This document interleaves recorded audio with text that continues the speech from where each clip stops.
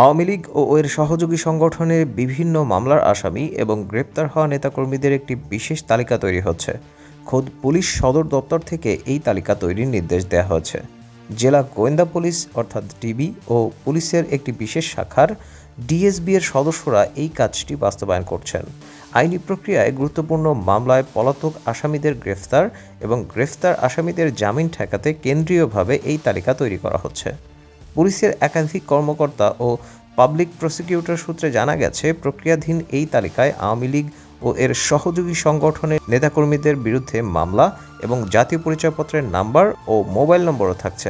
তাদের জামিন প্রতিরোধে প্রসিকিউটর পক্ষ থেকে বিরোধিতা করার পরিকল্পনাও রয়েছে। গণঅভ্যুত্থানে শেখ হাসিনা সরকারের পতনের পর জুলাই আগস্টে সংঘটিত সহিংসতার ঘটনায় সারা দেশে প্রায় 2100 মামলা হয়েছে। আওয়ামী লীগ সরকারের পতনের পর 2024 সালের 6 আগস্ট থেকে 1 ফেব্রুয়ারি পর্যন্ত এসব মামলা করা হয়েছে। আসামিদের মধ্যে রয়েছে সাবেক প্রধানমন্ত্রী শেখ হাসিনা ও মন্ত্রী এবং এমপি থেকে শুরু করে তৃণমূল পর্যায়ে নেতাকর্মী ও পুলিশ সদস্য। আদালত ও পুলিশ সূত্রে জানা যায়, মামলাগুলোর আসামি প্রায় 1,25,000। এসব আসামির সিংহভাগের বিরুদ্ধে আনা হয়েছে হত্যার অভিযোগ।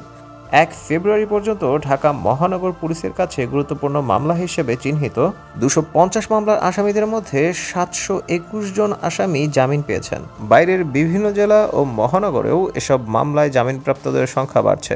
আসামিদের অনেকেই গ্রেপ্তার হলেও কিছুদিন কারাগারে থাকার পর জামিনে মুক্তি পাচ্ছেন। পলাতক আসামিদের নতুন করে গ্রেপ্তারের হারও কম।